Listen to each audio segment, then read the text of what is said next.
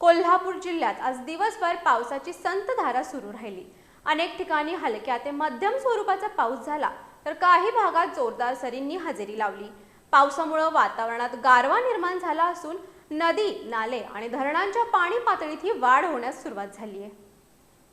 कोल्हापूर जिल्ह्यात आज सकाळपासूनच पावसाने जोरदार हजेरी लावली।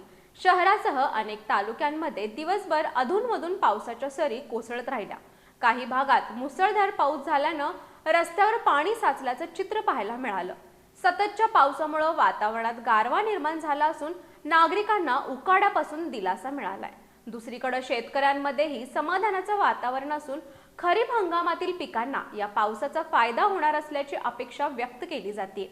दरम्यान प्रशासनानं नागरिकांना आवश्यक तेवढ्याच कामासाठी घराबाहेर पडण्याचे, नदी, नाले आणि धोकादायक ठिकाणांपासून दूर राहण्याचं आवाहन केलंय।